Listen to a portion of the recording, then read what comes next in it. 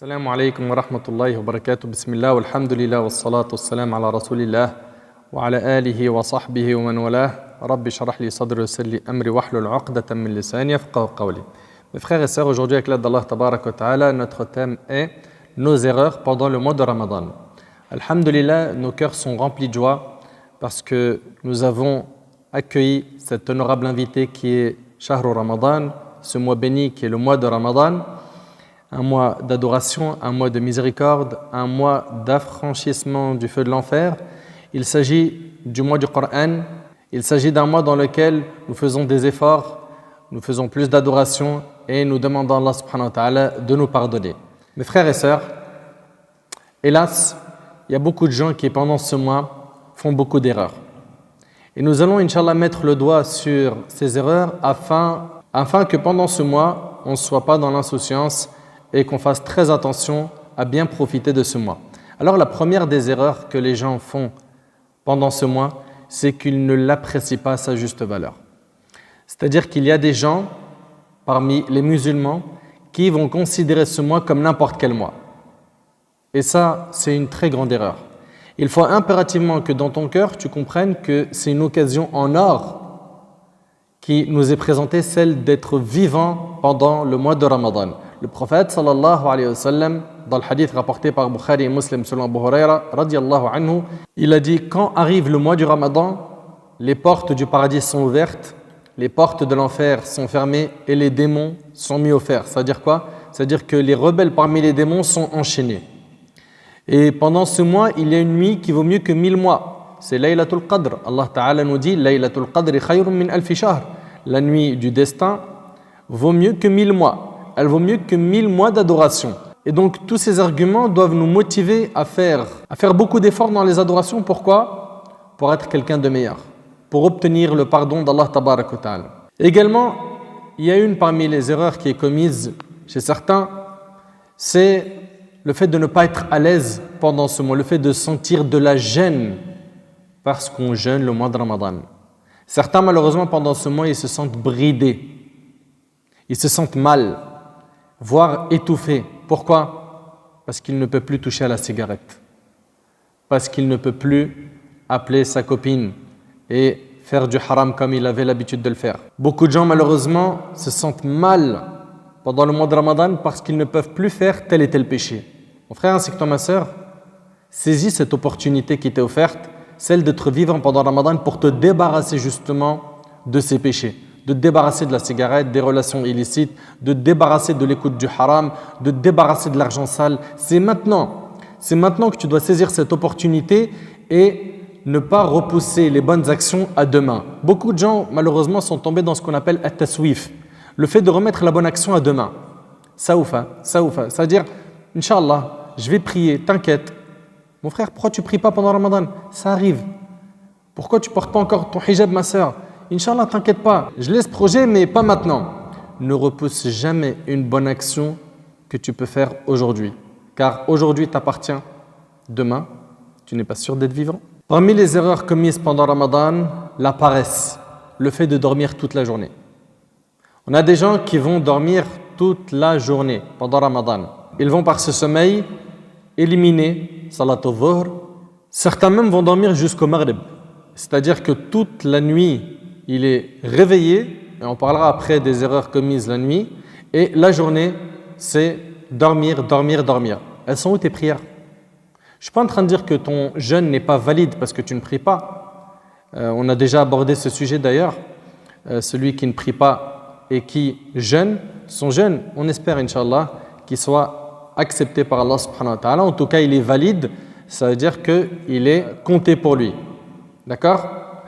Mais ça ne veut pas dire par là qu'il nous est demandé que de jeûner. Vous savez très bien qu'on a 5 piliers dans notre religion. Il faut impérativement les mettre en pratique. Impérativement. Et puis la prière, normalement, à partir de l'âge de 10 ans, tu fais la salat, comme ça nous a été enseigné dans les textes de la sunna. Donc, celui ou celle qui dort toute la journée, c'est quoi ce type de jeûne-là? C'est quoi ce jeûne en fait? Qu'est-ce que tu fais exactement pour te rapprocher d'Allah? Tu dors seulement, c'est ça? Allah subhanahu wa ta'ala, je vous le rappelle, il nous a dit « La'allakum tattaqoun ». C'est ça qu'il faut retenir. C'est que le jeûne, il nous a été prescrit. Pourquoi? Pour qu'on atteigne la piété. La piété, c'est quoi? C'est de se détacher du haram et faire ce qui est obligatoire. Parmi les erreurs commises, il y a le fait de veiller la nuit longtemps sans raison valable. Si seulement il ou elle veillait pour lire le Coran, tant mieux d'ailleurs. D'ailleurs, dans un hadith, as-siyam wal Coran, ils vont intercéder en la faveur de leur auteur, le jeûne et le Coran intercéderont. D'ailleurs, le Coran dira: je l'ai empêché de dormir la nuit.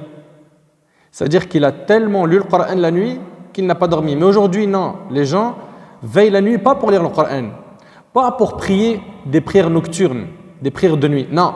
Mais pourquoi? Pour papoter entre potes en bas d'un immeuble, en fumant, malheureusement, de la drogue, en dérangeant le voisinage, en transformant le hall en une salle pleine de fumée, en nuisant au voisinage, que des choses qui sont interdites en islam. Soit ils sont entre potes en train de faire ça, soit il est au téléphone en train de papoter dans le haram avec une personne du sexe opposé, soit ils sont en train de surfer sur les réseaux sociaux et de tuer leur temps et d'accumuler des péchés. Tout ça, mes frères ainsi que vous, mes sœurs, est interdit. Les soirées où vous êtes en train de fumer, où vous êtes en train de vous droguer, les soirées où vous passez vos nuits à draguer au téléphone, les soirées où vous êtes en train de passer votre temps dans des cafés.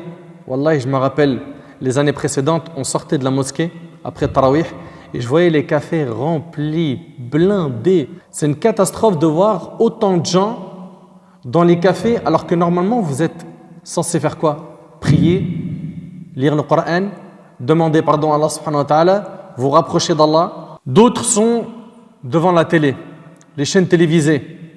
D'autres, pendant Ramadan, leur kiff, c'est les caméras cachées et les feuilletons. Et d'ailleurs, il y a des caméras cachées qui sont faites que pour Ramadan. Pourquoi? Pour amuser les gens. Alors, je n'ai pas dit qu'on n'a pas le droit de rigoler. Mais t'imagines, subhanallah, pendant Ramadan, il passe sa nuit à rigoler. C'est tout, il ne fait rien d'autre. Blague sur blague.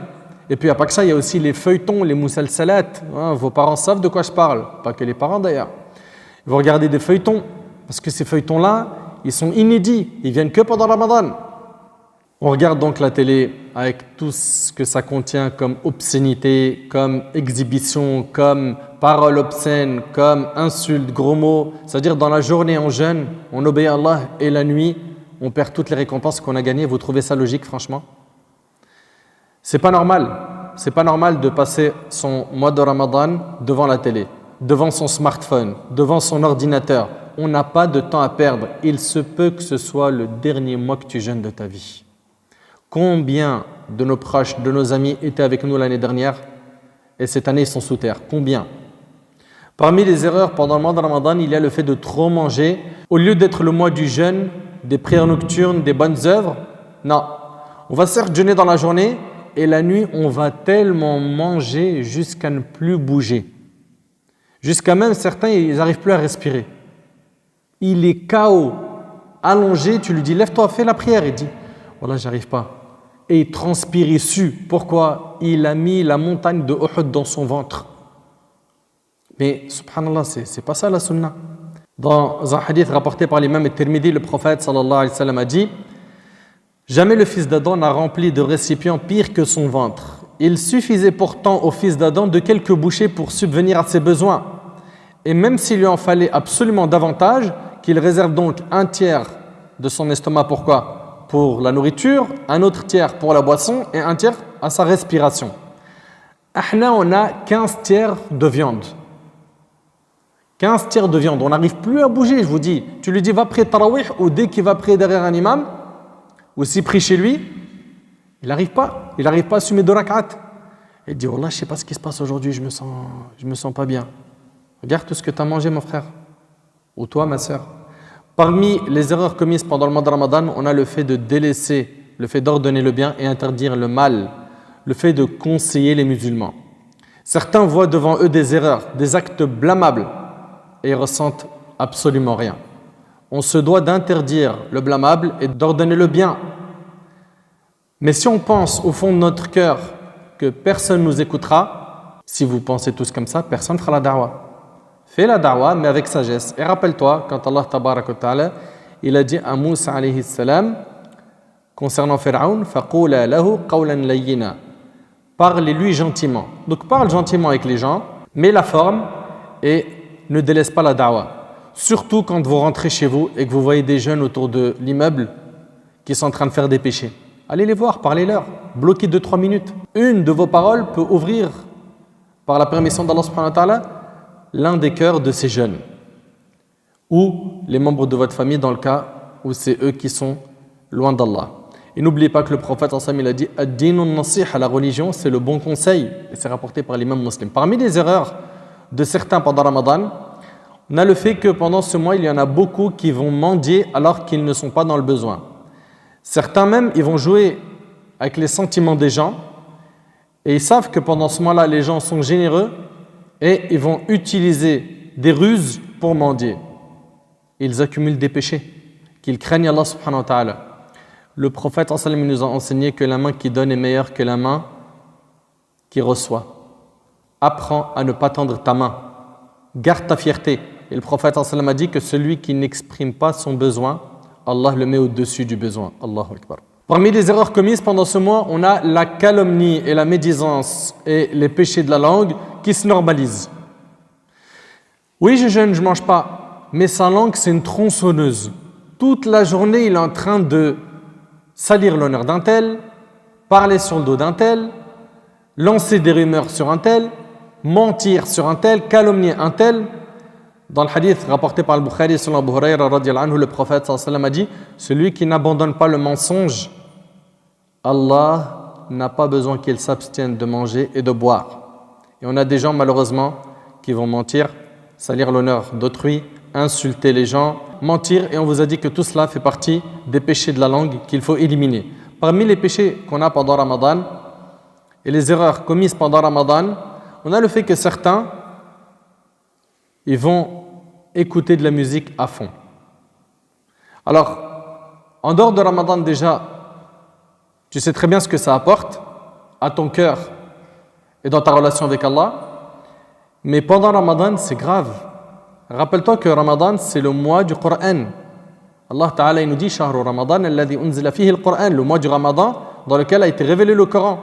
Et on a des gens qui ni pendant Ramadan, ni en dehors de Ramadan, il se connecte au Coran. Non, il est connecté au son, chez lui ou avec ses amis. Ils écoutent de la musique à fond. La hawla wa la quwwata illa billah al-ali al-azim. Et j'implore Allah subhanahu wa ta'ala de les guider et de guider les prêcheurs qui les orientent vers ces opinions isolées en disant toute la journée, comme on l'entend, Ibn Hazm a dit, ils prennent jamais de leur vie les opinions d'Ibn Hazm, mais d'un seul coup, ici, il faut les prendre. Parmi les erreurs commises pendant le mois de Ramadan, il y a le fait que certains vont manger, vont rompre le jeûne sous prétexte qu'ils ont des examens à l'école. Oui, à l'école, en fait, si moi je jeûne le jour de mon examen, je risque de perdre dans ma concentration. Vous imaginez si les compagnons, radiyallahu anhum, ils avaient dit ça, eux qui ont déjà combattu pendant Ramadan, ils ont fait la guerre pendant Ramadan. Il faisait chaud. L'ennemi était très armé comparé à eux, qui n'avaient pas assez d'armes. Et ils n'ont pas dit au prophète sallam, vas-y, nous on peut combattre qu'en hiver quand la chaleur elle est moins intense, et puis après le maghrib de préférence, parce que dans la journée, là pour un examen, tu t'abstiens de jeûner. Ça c'est une erreur. Parmi les erreurs commises par certains jeûneurs, on a le fait qu'ils se mettent rapidement en colère et qui vont prétexter cette colère par quoi? Par le jeûne. Subhanallah. Tu lui dis, mon frère, qu'est-ce qui t'arrive? Pourquoi tu es en colère? Il dit, tu vois pas que je jeûne là? Je jeûne, je suis en colère. Mais justement, si tu jeûnes, tu dois maîtriser ta colère. Le jeûne, il est là pour quoi? Pour t'éduquer. C'est une école, Ramadan. Tu dois ressortir avec un meilleur comportement. Et rappelle-toi, Ya ayyuhalladhina amanu kutiba alaykumus siyam kama kutiba alal ladhina min qablikum la'allakum tattaqun. Ô vous qui avez cru, il vous a été prescrit le jeûne comme il a été prescrit aux communautés qui vous ont précédé afin que vous atteigniez la piété. La piété, c'est quoi? C'est de faire ce qui est obligatoire, de délaisser ce qui est interdit. Et la piété contredit la colère rapide. Le fait d'être injuste. Le jeûneur doit s'embellir avec le bon comportement, avec le sabr, avec la douceur, la rahma, la miséricorde. Et pas se dire, je jeûne donc j'ai le droit de me mettre en colère. Attention, il ne faut pas me parler aujourd'hui, je jeûne. Et il se met en colère. T'as rien compris.